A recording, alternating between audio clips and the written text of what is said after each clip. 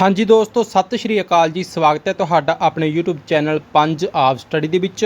सो दोस्तों, हाज़र तुहाडे लई टॉप 20 MCQs लैके। इस क्लास दे विच आपां इंडियन कॉन्स्टिट्यूशन यानी कि भारतीय संविधान के टॉप 20 MCQs लैके आए हैं, जो कि हर एक भर्ती के पेपर के लिए इंपोर्टेंट ने गे। किसी भी मर्जी एग्जाम नूं तुसीं देख लो, इस दे विचों क्वेश्चन तुहानूं पुछे ही जाणगे। हर एक पेपर के सिलेबस के विच हैगा जिहड़ा इह टॉपिक, यह सबजैक्ट कह सकते हैं कि हुंदा ही हुंदा हैगा।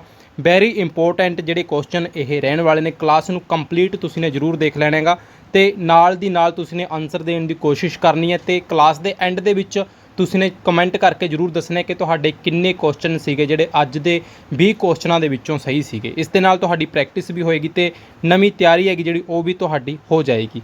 ਪਹਿਲੇ ਕੁਐਸਚਨ ਦੇ ਵੱਲ ਚੱਲਦੇ ਹਾਂ। ਜਿਹੜਾ ਕੁਐਸਚਨ ਹੈ ਪਹਿਲਾ, ਭਾਰਤੀ ਸੰਵਿਧਾਨ ਦੀ ਕਿਹੜੀ ਅਨੁਸੂਚੀ ਹੈਗੀ ਜਿਹੜੀ ਭਾਸ਼ਾਵਾਂ ਦੇ ਨਾਲ ਸੰਬੰਧਿਤ ਹੈਗੀ। ਅਨੁਸੂਚੀਆਂ ਨੇਗੀਆਂ, ਠੀਕ ਹੈ। ਉਹਨਾਂ ਦੇ ਵਿੱਚੋਂ ਕਿਹੜੀ ਅਨੁਸੂਚੀ ਹੈਗੀ ਜਿਹੜੀ ਇਹਨਾਂ ਆਪਸ਼ਨਾਂ ਦੇ ਵਿੱਚ ਦਿੱਤੀਆਂ ਹੋਈਆਂ ਨੇ ਕਿ ਜਿਹੜੀ ਭਾਸ਼ਾਵਾਂ ਦੇ ਨਾਲ ਸੰਬੰਧਿਤ ਹੈਗੀ, ਜਿਹੜੀ ਭਾਸ਼ਾਵਾਂ ਦੀ ਗੱਲ ਕਰਦੀ ਹੈ। ਅਨੁਸੂਚੀ 5ਵੀਂ ਜਾਂ ਅਨੁਸੂਚੀ 7ਵੀਂ 8ਵੀਂ ਤੇ ਜਾਂ ਫਿਰ ਅਨੁਸੂਚੀ 9।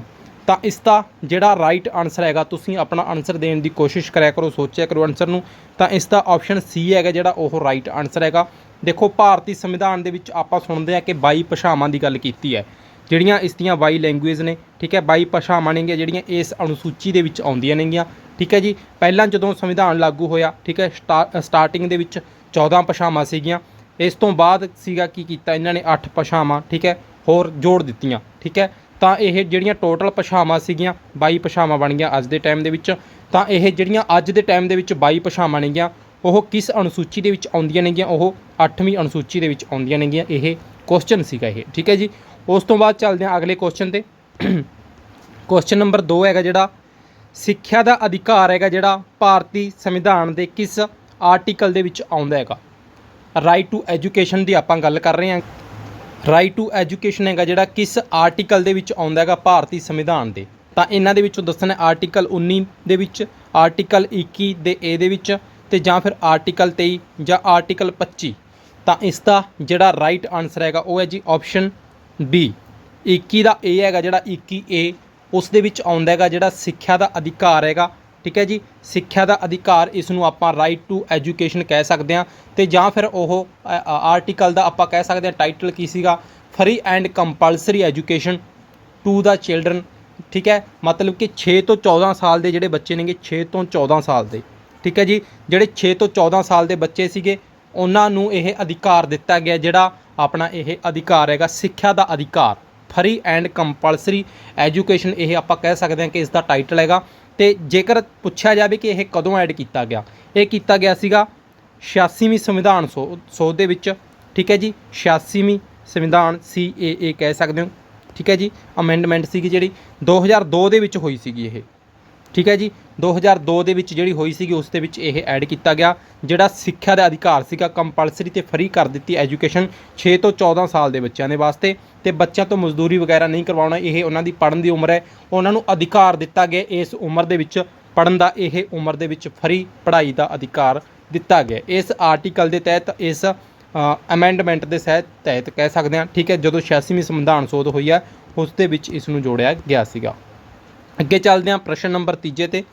ਦੇਖੋ ਜੀ, ਭਾਰਤ ਦਾ ਜਿਹੜਾ ਰਾਸ਼ਟਰਪਤੀ ਹੈਗਾ, ਠੀਕ ਹੈ ਜੀ, ਰਾਸ਼ਟਰਪਤੀ ਬਣਨ ਦੇ ਲਈ ਘੱਟੋ ਘੱਟ ਉਮਰ ਕਿੰਨੀ ਚਾਹੀਦੀ ਹੈਗੀ। ਜਿਹੜੀ ਘੱਟੋ ਘੱਟ ਉਮਰ ਹੁੰਦੀ ਹੈ ਰਾਸ਼ਟਰਪਤੀ ਦੀ 28 ਸਾਲ ਜਾਂ ਫਿਰ 30 ਸਾਲ, 35 ਤੇ ਜਾਂ ਫਿਰ 25 ਸਾਲ। ਇਹਨਾਂ ਦੇ ਵਿੱਚੋਂ ਦੇਖੋ ਜੀ ਰਾਈਟ ਆਨਸਰ ਕਿਹੜਾ ਹੈਗਾ, ਉਹ ਹੈ ਜੀ ਆਪਸ਼ਨ ਸੀ।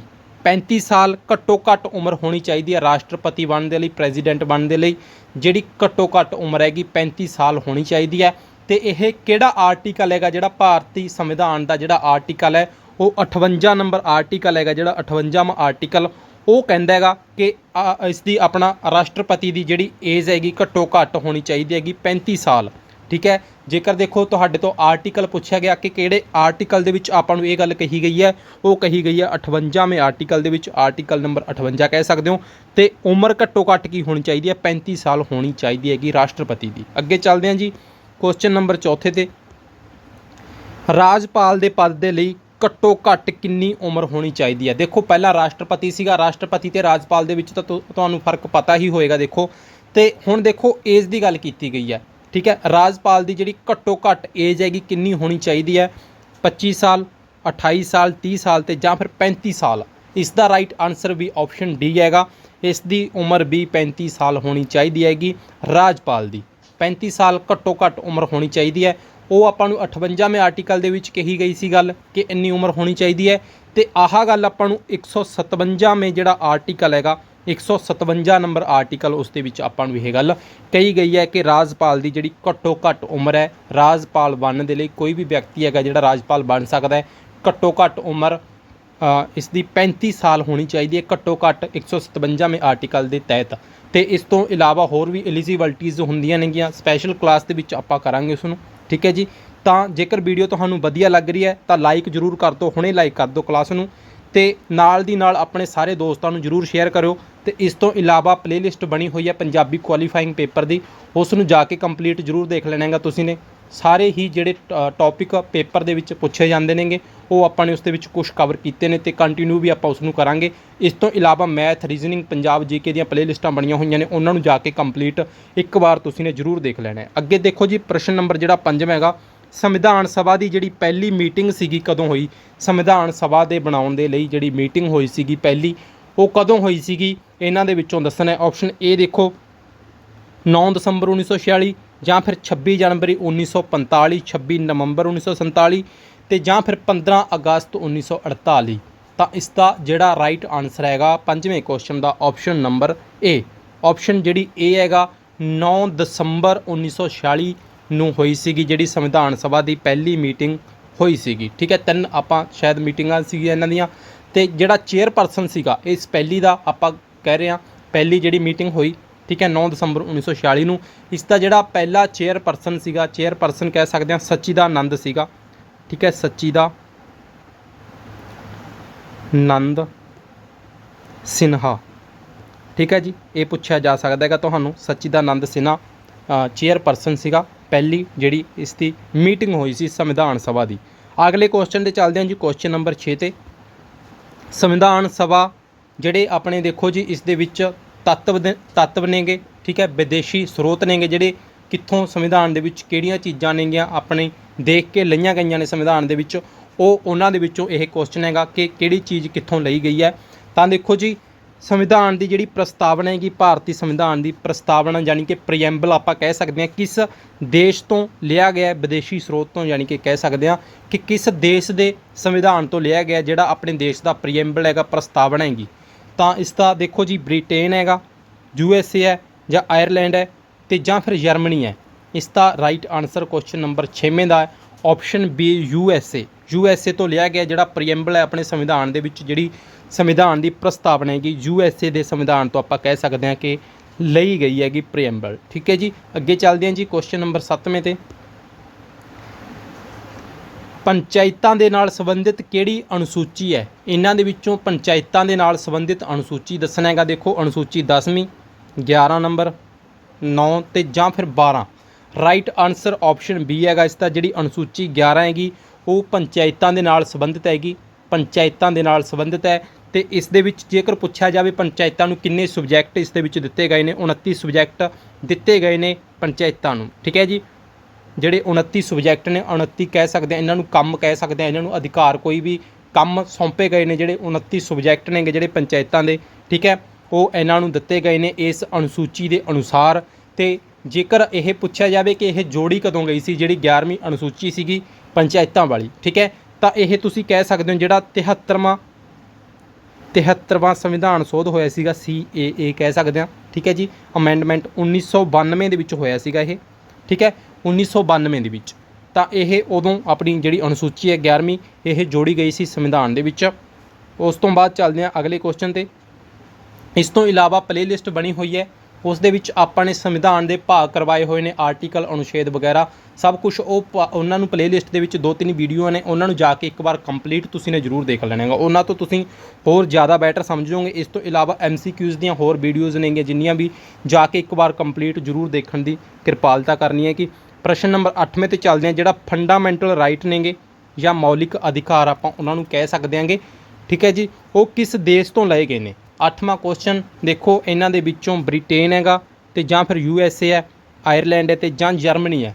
ਰਾਈਟ ਆਨਸਰ ਆਪਸ਼ਨ ਬੀ ਹੈਗਾ ਇਸ ਦਾ, USA ਤੋਂ ਲਏ ਗਏ ਨੇ ਜਿਹੜੇ ਮੌਲਿਕ ਅਧਿਕਾਰ ਨੇਗੇ ਉਹ ਵੀ USA ਤੋਂ ਲਏ ਗਏ ਨੇ। ਅਗਲੇ ਕੁਐਸਚਨ ਤੇ ਚੱਲਦੇ ਹਾਂ ਜੀ ਆਪਾਂ 9ਵੇਂ ਤੇ। ਰਾਸ਼ਟਰਪਤੀ ਨੂੰ ਸਹੁੰ ਕਿਸ ਦੇ ਦੁਆਰਾ ਚੁਕਾਈ ਜਾਂਦੀ ਹੈ? ਰਾਸ਼ਟਰਪਤੀ ਨੂੰ ਸਹੁੰ ਕਿਸ ਦੇ ਦੁਆਰਾ ਚੁਕਾਈ ਜਾਂਦੀ ਹੈਗੀ?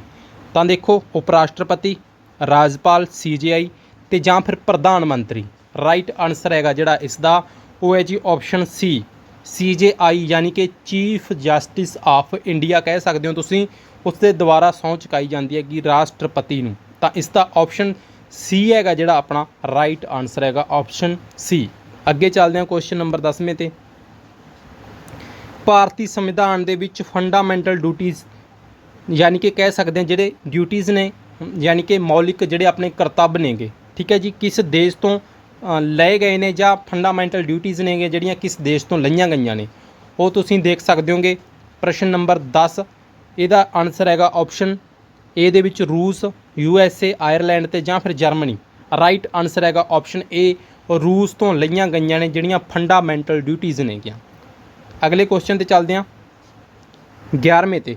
ਬਾਲ ਮਜ਼ਦੂਰੀ ਹੈਗੀ ਜਿਹੜੀ ਇਸ ਦੇ ਉੱਤੇ ਪ੍ਰਤੀਬੰਧ ਲੱਗਿਆ ਹੋਇਆ ਹੈਗਾ, ਕਿਸ ਆਰਟੀਕਲ ਦੇ ਅਨੁਸਾਰ ਹੈਗਾ ਇਹ ਜਿਹੜਾ ਪ੍ਰਤੀਬੰਧ ਲੱਗਿਆ ਹੋਇਆ ਹੈ? ਯਾਨੀ ਕਿ ਬਾਲ ਤੋਂ ਮਜ਼ਦੂਰੀ ਨਹੀਂ ਕਰਵਾਉਣੀ, ਕਿਸੇ ਬੱਚੇ ਤੋਂ ਆਪਾਂ ਲੇਬਰ ਨਹੀਂ ਕਰਵਾ ਸਕਦੇ, ਠੀਕ ਹੈ। ਕਿਸ ਆਰਟੀਕਲ ਦੇ ਅਨੁਸਾਰ ਆਪਾਂ ਇਸ ਗੱਲ ਨੂੰ ਮੰਨਦੇ ਹਾਂ? ਤਾਂ ਦੇਖੋ ਆਰਟੀਕਲ 22ਵਾਂ, ਆਰਟੀਕਲ 24ਵਾਂ, 25ਵਾਂ ਤੇ ਜਾਂ ਫਿਰ 19ਵਾਂ। ਰਾਈਟ ਆਨਸਰ ਹੈਗਾ ਜਿਹੜਾ ਇਸ ਦਾ ਆਪਸ਼ਨ B ਹੈਗਾ। ਆਰਟੀਕਲ ਨੰਬਰ ਜਿਹੜਾ 24 ਹੈਗਾ ਉਸ ਦੇ ਅਨੁਸਾਰ ਹੈ ਕਿ ਜਿਹੜੀ ਬਾਲ ਮਜ਼ਦੂਰੀ ਦੇ ਉੱਤੇ ਰੋਕ ਲੱਗੀ ਹੋਈ ਹੈ। ਤਾਂ ਤੁਸੀਂ 14 ਸਾਲ ਤੋਂ ਘੱਟ ਦੇ ਬੱਚੇ ਤੋਂ ਕੰਮ ਨਹੀਂ ਕਰਵਾ ਸਕਦੇ, ਦਿਹਾੜੀ ਨਹੀਂ ਕਰਵਾ ਸਕਦੇ, ਮਜ਼ਦੂਰੀ ਨਹੀਂ ਕਰਵਾ ਸਕਦੇ ਜਿਹੜੇ 14 ਸਾਲ ਤੋਂ ਘੱਟ ਦੇ ਬੱਚੇ ਨੇ। ਕਿਉਂ ਨਹੀਂ ਕਰਵਾ ਸਕਦੇ? ਕਿਉਂਕਿ ਉੱਪਰ ਆਪਾਂ ਨੇ ਇੱਕ ਕੁਐਸਚਨ ਕੀਤਾ ਸੀਗਾ ਜਿਹੜਾ ਰਾਈਟ ਟੂ ਐਜੂਕੇਸ਼ਨ ਦਾ ਸੀਗਾ, ਉਸ ਦੇ ਵਿੱਚ 21ਵਾਂ ਜਿਹੜਾ ਆਰਟੀਕਲ ਹੈ 21A ਦੀ ਗੱਲ ਸੀਗੀ ਜਿਹੜੀ 21A ਦੇ ਵਿੱਚ ਆਪਾਂ ਨੂੰ ਕੀ ਕਿਹਾ ਸੀਗਾ 6 ਤੋਂ 14 ਸਾਲ ਦੇ ਜਿਹੜੇ ਬੱਚੇ ਨੇ ਉਹਨਾਂ ਨੂੰ ਸਿੱਖਿਆ ਦਾ ਅਧਿਕਾਰ ਦਿੱਤਾ ਗਿਆ, ਉਹਨਾਂ ਨੂੰ ਹਰ ਹਾਲ ਦੇ ਵਿੱਚ ਸਿੱਖਿਆ ਦੇਣੀ ਹੀ ਦੇਣੀ ਹੈ ਕਿ 86ਵੇਂ ਸੰਵਿਧਾਨ ਦੇ ਵਿੱਚ ਉਹ ਜੋੜਿਆ ਗਿਆ ਸੀਗਾ। ਤੇ ਬੱਚੇ ਨੂੰ ਹਰ ਇੱਕ ਮਤਲਬ ਕਿ ਤੁਸੀਂ ਕਿਸੇ ਵੀ ਤਰ੍ਹਾਂ ਦੇ ਆਪਣਾ ਸਮਾਜ ਤੋਂ ਰਹਿੰਦੇ ਹੋ ਤੁਸੀਂ, ਠੀਕ ਹੈ, ਕਿਸੇ ਵੀ ਤਰ੍ਹਾਂ ਦਾ ਤੁਹਾਡੀ ਕਮਿਊਨਿਟੀ ਹੈ 6 ਤੋਂ 14 ਸਾਲ ਦਾ ਜੇਕਰ ਤੁਹਾਡਾ ਬੱਚਾ ਹੈਗਾ ਉਸ ਨੂੰ ਫਰੀ ਤੇ ਕੰਪਲਸਰੀ ਐਜੂਕੇਸ਼ਨ ਹੈਗੀ ਜਿਹੜੀ ਦਿੱਤੀ ਜਾਏਗੀ। ਉਹ ਬੱਚੇ ਦਾ ਇੱਕ ਅਧਿਕਾਰ ਹੈਗਾ, ਰਾਈਟ ਹੈਗਾ ਬੱਚੇ ਦਾ, ਉਹ ਤੁਸੀਂ ਨਹੀਂ ਖੋ ਸਕਦੇ, ਠੀਕ ਹੈ ਜੀ।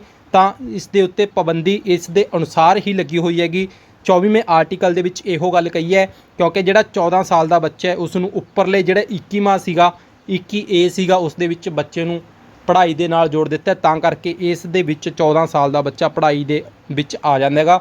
ਉਸ ਤੋਂ ਪੜ੍ਹਾਈ ਹੀ ਕਰਵਾਉਣੀ ਹੈ, ਉਸ ਨੂੰ ਮਜ਼ਦੂਰੀ ਉਸ ਤੋਂ ਆਪਾਂ ਨਹੀਂ ਕਰਵਾ ਸਕਦੇ। ਤਾਂ ਰਾਈਟ ਆਨਸਰ ਹੈਗਾ ਜਿਹੜਾ ਇਸ ਦਾ ਆਪਸ਼ਨ B ਸੀਗਾ ਆਰਟੀਕਲ 24ਵਾਂ, ਠੀਕ ਹੈ ਜੀ।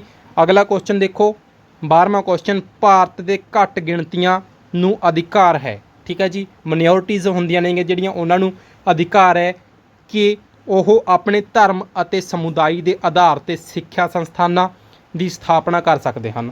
ਤਾਂ ਇਹ ਕਿਹੜਾ ਆਰਟੀਕਲ ਕਹਿੰਦਾ ਹੈਗਾ ਇਹ ਗੱਲ ਨੂੰ ਕਿ ਜਿਹੜੇ ਘੱਟ ਗਿਣਤੀ ਨੇਗੇ ਉਹ ਆਪਣੇ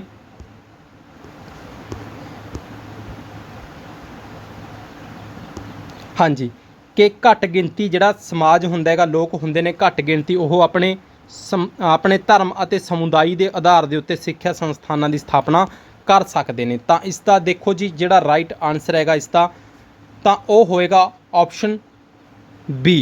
ਆਰਟੀਕਲ 30 ਹੈਗਾ ਜਿਹੜਾ ਉਹ ਆਪਾਂ ਨੂੰ ਇਹ ਗੱਲ ਕਹਿੰਦਾ ਹੈ ਕਿ ਜਿਹੜੇ ਆਪਣਾ ਘੱਟ ਗਿਣਤੀ ਹੁੰਦੇ ਨੇ, ਠੀਕ ਹੈ, ਉਹ ਆਪਣੇ ਸੰਸਥਾਨਾਂ ਦੀ ਸਿੱਖਿਆ ਸੰਸਥਾਨਾਂ ਦੀ ਸਥਾਪਨਾ ਕਰ ਸਕਦੇ ਨੇਗੇ। ਕਲਚਰ, ਠੀਕ ਹੈ, ਕਲਚਰ ਐਂਡ ਐਜੂਕੇਸ਼ਨਲ ਰਾਈਟ ਦੇ ਵਿੱਚ ਆਉਂਦਾ ਹੈਗਾ ਇਹ ਚੀਜ਼, ਠੀਕ ਹੈ। ਤਾਂ ਤੁਸੀਂ ਨੇ ਇਹ ਚੀਜ਼ ਵੀ ਜ਼ਰੂਰ ਯਾਦ ਰੱਖਣੀ ਹੈ। ਅਗਲੇ ਕੁਐਸਚਨ ਤੇ ਚੱਲਦੇ ਹਾਂ ਜੀ ਆਪਾਂ 13ਵੇਂ ਤੇ। ਡਾਇਰੈਕਟਿਵ ਪ੍ਰਿੰਸੀਪਲ ਨੇਗੇ ਜਿਹੜੇ ਆਫ ਸਟੇਟ ਪਾਲਿਸੀ ਜਾਂ ਰਾਜ ਦੇ ਨੀਤੀ ਨਿਰਦੇਸ਼ਕ ਤੱਤ ਨੇਗੇ ਜਿਹੜੇ, ਠੀਕ ਹੈ, ਭਾਰਤੀ ਸੰਵਿਧਾਨ ਦੇ ਕਿਸ ਭਾਗ ਦੇ ਵਿੱਚ ਨੇਗੇ ਇਹ, ਠੀਕ ਹੈ। ਤਾਂ ਦੇਖੋ ਭਾਗ ਦੂਜੇ ਦੇ ਵਿੱਚ ਨੇ ਜਾਂ ਤੀਜਾ, ਚੌਥਾ ਤੇ ਪੰਜਵਾਂ ਜਿਹੜੇ ਰਾਜ ਦੇ ਨੀਤੀ ਨਿਰਦੇਸ਼ਕ ਤੱਤ ਨੇਗੇ ਉਹ ਕਿਸ ਭਾਗ ਦੇ ਵਿੱਚ ਆਉਂਦੇ ਨੇਗੇ? ਉਹ ਆਉਂਦੇ ਨੇਗੇ ਭਾਗ ਨੰਬਰ 4 ਦੇ ਵਿੱਚ, ਠੀਕ ਹੈ ਜੀ। ਚੌਥੇ ਭਾਗ ਦੇ ਵਿੱਚ ਰਾਜ ਦੇ ਨੀਤੀ ਨਿਰਦੇਸ਼ਕ ਤੱਤ ਆਉਂਦੇ ਨੇ ਚੌਥੇ ਭਾਗ ਦੇ ਵਿੱਚ। ਤੇ ਜੇਕਰ ਭਾਗ ਦੇ ਵਿੱਚ ਪੁੱਛਿਆ ਜਾਵੇ ਕਿ ਇਸ ਦੇ ਵਿੱਚ ਕਿਹੜੇ ਕਿਹੜੇ ਆਰਟੀਕਲ ਆ ਜਾਂਦੇ ਨੇ ਚੌਥੇ ਭਾਗ ਦੇ ਵਿੱਚ, ਤਾਂ ਤੁਸੀਂ ਇਹ ਵੀ ਯਾਦ ਰੱਖਣਾ 36ਵੇਂ ਆਰਟੀਕਲ ਤੋਂ ਲੈ ਕੇ 51ਵੇਂ ਆਰਟੀਕਲ ਤੱਕ ਇਹ ਇਸ ਦੇ ਵਿੱਚ ਇਹ ਭਾਗ ਹੀ ਚੱਲਦਾ ਹੈਗਾ, ਚੌਥੇ ਭਾਗ ਦੇ ਵਿੱਚ ਆ ਜਾਂਦੇ ਨੇਗੇ। ਠੀਕ ਹੈ, ਤਾਂ ਦੇਖੋ ਇਹਨਾਂ ਦੇ ਵਿੱਚੋਂ ਕੋਈ ਵੀ ਆਰਟੀਕਲ ਇਹਨਾਂ ਦੇ ਵਿਚਕਾਰ ਦਾ ਪੁੱਛ ਲਿਆ ਜਾਵੇ ਤਾਂ ਉਹ ਚੌਥੇ ਭਾਗ ਦੇ ਵਿੱਚ ਹੀ ਲਾਈ ਕਰੇਗਾ। ਠੀਕ ਹੈ, ਇੱਕ ਆਪਾਂ ਨੇ ਸਪੈਸ਼ਲ ਵੀਡੀਓ ਬਣਾਈ ਹੋਈ ਹੈ, ਉਸ ਦੇ ਵਿੱਚ ਇੱਦਾਂ ਸਮਝਾਇਆ ਹੋਇਆ ਕਿ ਜੇਕਰ ਆਰਟੀਕਲ ਵੀ ਪੁੱਛ ਲਿਆ ਤੁਹਾਨੂੰ ਕਿ ਮੰਨ ਲਓ 51ਵਾਂ ਆਰਟੀਕਲ ਕੀ ਕਹਿ ਰਿਹਾ ਤਾਂ ਤੁਸੀਂ ਫਟਕ ਦੇਣੇ ਉਸ ਕੁਐਸਚਨ ਦਾ ਆਨਸਰ ਲਗਾ ਦੋਗੇ। ਇਸ ਤਰ੍ਹਾਂ ਆਪਾਂ ਨੇ ਇੱਕ ਵੀਡੀਓ ਬਣਾਈ ਹੋਈ ਹੈ। ਠੀਕ ਹੈ, ਪਲੇਲਿਸਟ ਬਣੀ ਹੋਈ ਹੈ, ਜਾ ਕੇ ਤੁਸੀਂ ਦੇਖ ਸਕਦੇ ਹੋ। ਇੰਡੀਅਨ ਕਨਸਟੀਟਿਊਸ਼ਨ ਦੇ ਨਾਮ ਤੇ ਇੱਕ ਪਲੇਲਿਸਟ ਬਣੀ ਹੋਈ ਹੈ, ਉਸ ਦੇ ਵਿੱਚ ਇੰਨਾ ਡੀਪਲੀ ਆਪਾਂ ਨੇ ਸਮਝਾਇਆ ਹੋਇਆ ਹੈ ਕਿ ਕਿਹੜੇ ਭਾਗ ਦੇ ਵਿੱਚ ਕਿਹੜੇ ਆਰਟੀਕਲ ਆਉਂਦੇ ਨੇ। ਤੁਸੀਂ ਨਾਲ ਦੀ ਨਾਲ ਉਸ ਦਾ ਆਨਸਰ ਦੇਣ ਲੱਗ ਜਾਓਗੇ ਜੇਕਰ ਤੁਸੀਂ ਨੇ ਉਹ ਵੀਡੀਓ ਨੂੰ ਕੰਪਲੀਟ ਦੇਖ ਲਿਆ। ਠੀਕ ਹੈ ਜੀ, ਤੇ ਡਿਸਕ੍ਰਿਪਸ਼ਨ ਬਾਕਸ ਦੇ ਵਿੱਚ ਵੀ ਲਿੰਕ ਦੇ ਦਾਂਗੇ ਆਪਾਂ ਉਸ ਵੀਡੀਓ ਦਾ ਤੁਹਾਨੂੰ, ਤੇ ਜਾਂ ਫਿਰ ਤੁਸੀਂ ਪਲੇਲਿਸਟ ਦੇ ਵਿੱਚ ਵੀ ਜਾ ਕੇ ਉਸ ਨੂੰ ਦੇਖ ਸਕਦੇ ਹੋ। ਪਲੇਲਿਸਟ ਬਣੀ ਹੋਈ ਹੈਗੀ ਉਸ ਦੇ ਨਾਮ ਤੇ। ਤਾਂ ਦੇਖੋ ਜੀ ਅਗਲੇ ਕੁਐਸਚਨ ਤੇ ਚੱਲਦੇ ਹਾਂ ਜੀ, 14ਵੇਂ ਤੇ, ਜਿਹੜੀ ਵੀਟੋ ਪਾਵਰ ਹੈਗੀ, ਹਾਂਜੀ ਚੌਥਾ ਭਾਗ ਇਸ ਦਾ ਆਨਸਰ ਸੀਗਾ। ਅੱਗੇ ਗੱਲ ਕਰਦੇ ਹਾਂ ਜਿਹੜੀ ਵੀਟੋ ਪਾਵਰ ਹੈ ਆਪਣੀ ਰਾਸ਼ਟਰਪਤੀ ਦੀ, ਵੀਟੋ ਪਾਵਰ ਆਫ ਪ੍ਰੈਜ਼ੀਡੈਂਟ ਕਿਸ ਆਰਟੀਕਲ ਦੇ ਵਿੱਚ ਆਉਂਦੀ ਹੈਗੀ ਵੀਟੋ ਪਾਵਰ। ਠੀਕ ਹੈ, ਤਾਂ ਦੇਖੋ ਇਹਨਾਂ ਦੇ ਵਿੱਚੋਂ ਆਰਟੀਕਲ 120, ਆਰਟੀਕਲ 111 ਜਾਂ ਆਰਟੀਕਲ 123 ਤੇ ਆਰਟੀਕਲ 110। ਤਾਂ ਰਾਈਟ ਆਨਸਰ ਹੈਗਾ ਜਿਹੜਾ ਇਸ ਦਾ ਆਪਸ਼ਨ ਆਪਣਾ ਬੀ ਹੈਗਾ। ਠੀਕ ਹੈ ਜੀ, ਇਸ ਦੇ ਵਿੱਚ ਆਉਂਦੀ ਹੈਗੀ ਜਿਹੜੀ ਰਾਸ਼ਟਰਪਤੀ ਦੀ ਵੀਟੋ ਪਾਵਰ ਹੈ। 111ਵੇਂ ਆਰਟੀਕਲ ਦੇ ਵਿੱਚ ਉਸ ਨੂੰ ਡਿਫਾਈਨ ਕੀਤਾ ਹੈ, ਉਸ ਨੂੰ ਦੱਸਿਆ ਗਿਆ ਕਿ ਰਾਸ਼ਟਰਪਤੀ ਕੋਲ 3 ਵੀਟੋ ਪਾਵਰ ਹੁੰਦੀਆਂ ਨੇਗੀਆਂ, ਉਹਨਾਂ ਨੂੰ ਉਹ ਆਪਣੇ ਅਨੁਸਾਰ ਉਹਨਾਂ ਨੂੰ ਵਰਤ ਸਕਦਾ ਹੈਗਾ। ਤੇ ਇੱਕ ਸਪੈਸ਼ਲ ਵੀਡੀਓ ਦੇ ਵਿੱਚ ਤੁਹਾਡੇ ਲਈ ਆਪਾਂ ਇਸ ਨੂੰ ਲੈ ਕੇ ਆਵਾਂਗੇ, ਤਿੰਨੋਂ ਵੀਟੋ ਪਾਵਰਾਂ ਦੇ ਬਾਰੇ ਆਪਾਂ ਸਮਝਾਂਗੇ। ਠੀਕ ਹੈ ਜੀ, ਇਹ ਇੱਕ ਪ੍ਰੈਕਟਿਸ ਕਲਾਸ ਹੈਗੀ, ਇਸ ਨੂੰ ਕੰਪਲੀਟ ਬਸ ਤੁਸੀਂ ਨੇ ਜ਼ਰੂਰ ਦੇਖਣਾ ਹੈ। ਤੇ ਵਧੀਆ ਲੱਗੀ ਲਾਈਕ ਕਰਿਓ ਤੇ ਆਪਣੇ ਸਾਰੇ ਦੋਸਤਾਂ ਦੇ ਨਾਲ ਜ਼ਰੂਰ ਸ਼ੇਅਰ ਕਰੋ। ਇਸ ਤੋਂ ਇਲਾਵਾ ਹੋਰ ਜਿਹੜੀਆਂ MCQs ਦੀਆਂ ਕਲਾਸਾਂ ਨੇ ਉਹਨਾਂ ਨੂੰ ਜਾ ਕੇ ਇੱਕ ਵਾਰ ਤੁਸੀਂ ਨੇ ਜ਼ਰੂਰ ਦੇਖ ਲੈਣਾ ਤੇ ਵੀਡੀਓ ਦੇ ਐਂਡ ਤੇ ਦੱਸਿਓ ਤੁਹਾਡੇ ਕਿੰਨੇ ਆਨਸਰ ਇਸ ਦੇ ਵਿੱਚੋਂ ਸਹੀ ਹੋਏ ਨੇਗੇ। ਟਰਮ ਆਫ ਪਾਰਲੀਮੈਂਟ, ਠੀਕ ਹੈ, ਜਿਹੜੀ ਟਰਮ ਹੈਗੀ ਪਾਰਲੀਮੈਂਟ ਦੀ, ਕਾਲ ਕਹਿ ਸਕਦੇ ਹਾਂ ਪਾਰਲੀਮੈਂਟ ਦਾ। ਠੀਕ ਹੈ, ਕਿਸ ਆਰਟੀਕਲ ਦੇ ਨਾਲ ਸੰਬੰਧਿਤ ਹੈਗਾ ਇਹਨਾਂ ਦੇ ਵਿੱਚੋਂ? ਤਾਂ ਦੇਖੋ ਜੀ ਆਰਟੀਕਲ 82, 84, 85 ਤੇ ਜਾਂ 83। ਆਰਟੀਕਲ ਜਿਹੜਾ 83ਵਾਂ ਹੈਗਾ ਉਸ ਦੇ ਵਿੱਚ ਆਉਂਦਾ ਹੈਗਾ ਇਹ। ਠੀਕ ਹੈ, ਟਰਮ ਆਫ ਪਾਰਲੀਮੈਂਟ, ਪਾਰਲੀਮੈਂਟ ਦਾ ਜਿਹੜਾ ਕਾਲ ਕਹਿ ਸਕਦੇ ਹਾਂ ਉਹ ਆਰਟੀਕਲ 83 ਦੇ ਵਿੱਚ ਆਉਂਦਾ ਹੈਗਾ। ਇਸ ਦੇ ਵਿੱਚ ਪਾਰਲੀਮੈਂਟ ਦਾ ਕਾਰਜਕਾਲ ਕਹਿ ਸਕਦੇ ਹਾਂ ਦੱਸਿਆ ਹੋਏਗਾ। ਜਿਹੜੀ ਆਪਣੀ ਲੋਕ ਸਭਾ ਹੁੰਦੀ ਹੈਗੀ, ਲੋਕ ਸਭਾ ਦਾ ਕਾਰਜਕਾਲ 5 ਈਅਰ ਹੈਗਾ, 5 ਸਾਲ ਆਪਾਂ ਕਹਿ ਸਕਦੇ ਹਾਂ। ਤੇ ਜਿਹੜੀ ਰਾਜ ਸਭਾ ਹੈ, ਠੀਕ ਹੈ, ਰਾਜ ਸਭਾ ਹੈਗੀ ਜਿਹੜੀ ਉਹ ਸਥਾਈ ਸਦਨ ਹੈਗਾ। ਠੀਕ ਹੈ, ਉਹ ਸਥਾਈ ਸਦਨ ਹੈਗਾ। ਠੀਕ ਹੈ, ਉਸ ਦਾ ਸਮਾਂ ਨਹੀਂ, ਤੇ ਉਸ ਦੇ ਜਿਹੜੇ ਮੈਂਬਰ ਨੇਗੇ 6 ਸਾਲ ਦੇ ਲਈ ਹੁੰਦੇ ਨੇਗੇ ਉਹ। ਤਾਂ ਤੁਸੀਂ ਨੇ ਇਹ ਚੀਜ਼ ਨੂੰ ਵੀ ਜ਼ਰੂਰ ਆਪਣਾ ਨੋਟ ਕਰ ਲੈਣਾ, 6 ਸਾਲ ਦੇ ਲਈ ਚੁਣੇ ਜਾਂਦੇ ਨੇ ਕਿ ਜਿਹੜੇ ਮੈਂਬਰ ਹੁੰਦੇ ਨੇਗੇ। ਅਗਲੇ ਕੁਐਸਚਨ ਤੇ ਚੱਲਦੇ ਹਾਂ 16ਵੇਂ ਤੇ। ਕਾਨੂੰਨ ਦਾ ਸ਼ਾਸਨ ਯਾਨੀ ਕਿ ਰੂਲ ਆਫ ਲਾ ਹੈਗਾ ਜਿਹੜਾ ਕਿਸ ਦੇਸ਼ ਤੋਂ ਲਿਆ ਗਿਆ? ਇਹ ਚੀਜ਼ਾਂ ਤੁਹਾਡੇ ਲਈ ਇੰਪੋਰਟੈਂਟ ਨੇ, ਕੁਐਸਚਨ ਤੁਹਾਨੂੰ ਬਣ ਸਕਦਾ ਕਿ ਕਿਹੜੀ ਚੀਜ਼ ਕਿਸ ਦੇਸ਼ ਤੋਂ ਲਈ ਗਈ ਹੈ। ਠੀਕ ਹੈ ਜੀ, ਤਾਂ ਦੇਖੋ 16ਵਾਂ ਕੁਐਸਚਨ ਹੈਗਾ ਜਿਹੜਾ ਉਸ ਦੇ ਵਿੱਚ ਦੇਖੋ ਬ੍ਰਿਟੇਨ ਹੈਗਾ, USA ਹੈ, ਆਇਰਲੈਂਡ ਹੈ ਤੇ ਜਾਂ ਫਿਰ ਜਰਮਨੀ ਹੈ। ਇਸ ਦਾ ਰਾਈਟ ਆਨਸਰ ਹੈਗਾ ਆਪਸ਼ਨ ਏ, ਬ੍ਰਿਟੇਨ ਤੋਂ ਲਿਆ ਗਿਆ ਰੂਲ ਆਫ ਲਾ। ਠੀਕ ਹੈ, ਨਾਲ ਮਿਲਦਾ ਹੈਗਾ, ਤੁਸੀਂ ਇੱਕ ਤਰ੍ਹਾਂ ਜ਼ਰੂਰ ਇਸ ਨੂੰ ਆਪਣੇ ਦਿਮਾਗ ਦੇ ਵਿੱਚ ਤੁਹਾਨੂੰ ਜ਼ਰੂਰ ਟੈਕਲ ਕੀਤਾ ਹੋਏਗਾ ਇਸ ਚੀਜ਼ ਨੇ। ਠੀਕ ਹੈ, ਬ੍ਰਿਟੇਨ ਦਾ। ਅਗਲੇ ਕੁਐਸਚਨ ਤੇ ਚੱਲਦੇ ਹਾਂ ਜੀ 17ਵੇਂ ਤੇ। ਰਾਸ਼ਟਰਪਤੀ ਦੀ ਚੋਣ ਹੈਗੀ ਜਿਹੜੀ, ਠੀਕ ਹੈ, ਚੋਣ ਦੀ ਜਿਹੜੀ ਪ੍ਰਕਿਰਿਆ, ਰਾਸ਼ਟਰਪਤੀ ਦੀ ਚੋਣ ਦੀ ਪ੍ਰਕਿਰਿਆ ਹੈਗੀ ਜਿਹੜੀ ਕਿਸ ਦੇਸ਼ ਤੋਂ ਲਈ ਗਈ ਹੈ? ਕਿਸ ਦੇਸ਼ ਤੋਂ ਲਈ ਗਈ ਹੈ? ਦੇਖੋ ਜੀ ਇਹ ਲਈ ਗਈ ਹੈ ਆਪਸ਼ਨ ਨੰਬਰ ਸੀ, ਆਪਸ਼ਨ ਸੀ ਹੈਗਾ ਜਿਹੜਾ ਇਸ ਦਾ ਰਾਈਟ ਆਨਸਰ ਹੈਗਾ, ਆਇਰਲੈਂਡ ਤੋਂ ਲਈ ਗਈ ਹੈ ਜਿਹੜੀ ਚੋਣ ਪ੍ਰਕਿਰਿਆ ਹੈ ਰਾਸ਼ਟਰਪਤੀ ਦੀ। ਠੀਕ ਹੈ, ਤਾਂ ਇਹ ਵੀ ਆਪਾਂ ਨੇ ਸ਼ਾਇਦ ਇੱਕ ਵੀਡੀਓ ਦੇ ਵਿੱਚ ਡੀਪਲੀ ਸਮਝਿਆ ਹੋਏਗਾ ਕਿ ਰਾਸ਼ਟਰਪਤੀ ਦੀ ਚੋਣ ਪ੍ਰਕਿਰਿਆ ਕਿਸ ਤਰ੍ਹਾਂ ਹੁੰਦੀ ਹੈ। ਤਾਂ ਇਹ ਆਇਰਲੈਂਡ ਤੋਂ ਲਈ ਗਈ ਹੈ। ਇਸ ਦਾ 17ਵੇਂ ਦਾ ਸੀ ਆਪਸ਼ਨ ਰਾਈਟ ਆਨਸਰ ਸੀਗਾ। ਅਗਲੇ ਕੁਐਸਚਨ ਤੇ ਚੱਲਦੇ ਹਾਂ ਜੀ, ਕੁਐਸਚਨ ਨੰਬਰ 18 ਤੇ। ਭਾਰਤੀ ਸੰਵਿਧਾਨ ਨੂੰ ਬਣਾਉਣ ਦੇ ਲਈ ਕਿੰਨਾ ਸਮਾਂ ਲੱਗਿਆ ਸੀਗਾ? 2 ਸਾਲ 12 ਮਹੀਨੇ 12 ਦਿਨ, ਜਾਂ ਫਿਰ 2 ਸਾਲ 11 ਮਹੀਨੇ 12 ਦਿਨ, 2 ਸਾਲ 10 ਮਹੀਨੇ 18 ਦਿਨ, ਜਾਂ ਫਿਰ 2 ਸਾਲ 11 ਮਹੀਨੇ 18 ਦਿਨ। ਤਾਂ ਇਸ ਦਾ ਜਿਹੜਾ ਰਾਈਟ ਆਨਸਰ ਹੈਗਾ ਆਪਸ਼ਨ ਡੀ ਹੈਗਾ, 2 ਸਾਲ 11 ਮਹੀਨੇ ਤੇ 18 ਦਿਨਾਂ ਦਾ ਸਮਾਂ ਸੀਗਾ ਜਿਹੜਾ ਲੱਗਿਆ ਸੀਗਾ ਭਾਰਤੀ ਸੰਵਿਧਾਨ ਨੂੰ ਬਣਾਉਣ ਦੇ ਲਈ। ਠੀਕ ਹੈ ਜੀ, ਤੇ ਭਾਰਤੀ ਸੰਵਿਧਾਨ ਨੂੰ ਬਣਾਉਣ ਦੇ ਲਈ ਇਹ ਆਪਣਾ ਇੰਨਾ ਸਮਾਂ ਲੱਗਿਆ ਸੀਗਾ। ਤੇ ਉਸ ਤੋਂ ਬਾਅਦ ਅਗਲੇ ਕੁਐਸਚਨ ਤੇ ਚੱਲਦੇ ਹਾਂ ਜੀ 19ਵੇਂ ਤੇ। ਭਾਰਤੀ ਸੰਵਿਧਾਨ ਕਦੋਂ ਲਾਗੂ ਹੋਇਆ? ਕਦੋਂ ਲਾਗੂ ਹੋਇਆ ਸੀਗਾ? ਦੇਖੋ 26 ਅਗਸਤ 1950, 26 ਜਨਵਰੀ 1950, 15 ਅਗਸਤ 1947 ਤੇ ਜਾਂ ਫਿਰ 26 ਨਵੰਬਰ 1950। ਤਾਂ ਇਸ ਦਾ ਰਾਈਟ ਆਨਸਰ ਹੈਗਾ ਜਿਹੜਾ ਆਪਸ਼ਨ ਬੀ ਹੈਗਾ, 26 ਜਨਵਰੀ 1950 ਨੂੰ ਭਾਰਤੀ ਸੰਵਿਧਾਨ ਹੈਗਾ ਜਿਹੜਾ ਲਾਗੂ ਹੋਇਆ ਸੀਗਾ। ਠੀਕ ਹੈ ਜੀ, ਤੇ ਇਸ ਨੂੰ ਰਿਪਬਲਿਕ ਡੇ ਜਾਂ ਗਣਤੰਤਰ ਦਿਵਸ ਦੇ ਵਜੋਂ ਆਪਾਂ ਇਸ ਨੂੰ ਮਨਾਉਂਦੇ ਆਂਗੇ ਤੇ 26 ਜਨਵਰੀ 1950 ਇਸ ਦਾ ਰਾਈਟ ਆਨਸਰ ਹੈਗਾ 19ਵੇਂ ਕੁਐਸਚਨ ਦਾ। ਅੱਗੇ ਚੱਲਦੇ ਹਾਂ ਜੀ ਕੁਐਸਚਨ ਨੰਬਰ 20 ਤੇ। ਗਊ ਹੱਤਿਆ ਦੇ ਉੱਤੇ ਪਾਬੰਦੀ ਲੱਗੀ ਹੋਈ ਹੈ, ਠੀਕ ਹੈ ਜੀ। ਕਿਸ ਆਰਟੀਕਲ ਦੇ ਤਹਿਤ ਹੈਗੀ ਜਿਹੜੀ ਆਹ ਪਾਬੰਦੀ ਲੱਗੀ ਹੋਈ ਹੈ ਗਊ ਹੱਤਿਆ ਦੇ ਉੱਤੇ? ਆਰਟੀਕਲ 42ਵਾਂ, ਆਰਟੀਕਲ 46, ਆਰਟੀਕਲ 45 ਤੇ ਜਾਂ ਫਿਰ ਆਰਟੀਕਲ 48। ਰਾਈਟ ਆਨਸਰ ਹੈਗਾ ਜਿਹੜਾ ਇਸ ਦਾ ਆਪਸ਼ਨ ਡੀ ਹੈਗਾ, ਆਰਟੀਕਲ 48 ਆਰਟੀਕਲ 48 ਦੇ ਤਹਿਤ ਇਸ ਦੇ ਉੱਤੇ ਪਾਬੰਦੀ ਲੱਗੀ ਹੋਈ ਹੈ ਗਊ ਹੱਤਿਆ ਦੇ ਉੱਤੇ, ਠੀਕ ਹੈ। ਆਰਟੀਕਲ 48 ਦਾ ਰਾਈਟ ਆਨਸਰ ਸੀਗਾ। ਸੋ ਦੋਸਤੋ 20 ਕੁਐਸਚਨਾਂ ਦੇ ਵਿੱਚੋਂ ਤੁਹਾਡੇ ਕਿੰਨੇ ਕੁਐਸਚਨ ਸੀਗੇ ਜਿਹੜੇ ਸਹੀ ਗਏ ਨੇ ਅੱਜ ਦੀ ਕਲਾਸ ਦੇ ਵਿੱਚੋਂ? ਤਾਂ ਕਮੈਂਟ ਕਰਕੇ ਜ਼ਰੂਰ ਦੱਸਿਓ। ਕਲਾਸ ਵਧੀਆ ਲੱਗੀ ਇਸ ਨੂੰ ਲਾਈਕ ਕਰਿਓ, ਕਮੈਂਟ ਕਰਿਓ, ਠੀਕ ਹੈ ਜੀ। ਤੇ ਨਾਲ ਹੀ ਆਪਣੇ ਸਾਰੇ ਦੋਸਤਾਂ ਦੇ ਤੱਕ ਇਸ ਕਲਾਸ ਨੂੰ ਜ਼ਰੂਰ ਪੁੱਜਦੀ ਕਰ ਦੇਣਾ ਹੈਗਾ। ਤੁਸੀਂ ਨੇ ਪਲੇਲਿਸਟ ਬਣੀ ਹੋਈ ਹੈ, ਇਸ ਤੋਂ ਇਲਾਵਾ ਤੁਸੀਂ ਹੋਰ ਸਾਰੀਆਂ ਵੀਡੀਓਜ਼ ਨੂੰ ਦੇਖ ਸਕਦੇ ਹੋ ਜਿਹੜੀਆਂ ਕਿ MCQs ਦੇ ਨਾਲ ਰਿਲੇਟਡ ਨੇ, ਤੇ ਜਾਂ ਫਿਰ ਆਪਣੀਆਂ ਜਿਹੜੀਆਂ ਪੰਜਾਬੀ ਕੁਆਲੀਫਾਈਂਗ ਪੇਪਰ ਦੀ ਪਲੇਲਿਸਟ ਬਣੀ ਹੋਈ ਹੈ ਕੋਰਸ, ਉਹ ਜਾ ਕੇ ਦੇਖ ਸਕਦੇ ਹੋ ਬਿਲਕੁਲ ਫਰੀ ਦੇ ਵਿੱਚ। ਮੈਥ, ਰੀਜ਼ਨਿੰਗ, ਪੰਜਾਬ GK ਦੀਆਂ ਪਲੇਲਿਸਟਾਂ ਬਣੀਆਂ ਹੋਈਆਂ ਨੇ, ਉਹਨਾਂ ਨੂੰ ਜਾ ਕੇ ਇੱਕ ਵਾਰ ਜ਼ਰੂਰ ਤੁਸੀਂ ਨੇ ਵਿਜ਼ਿਟ ਕਰਨਾ ਹੈ। ਹੁਣ ਤੱਕ ਨਾਲ ਜੁੜੇ ਰਹਿਣ ਲਈ ਤੁਹਾਡਾ ਬਹੁਤ ਬਹੁਤ ਧੰਨਵਾਦ।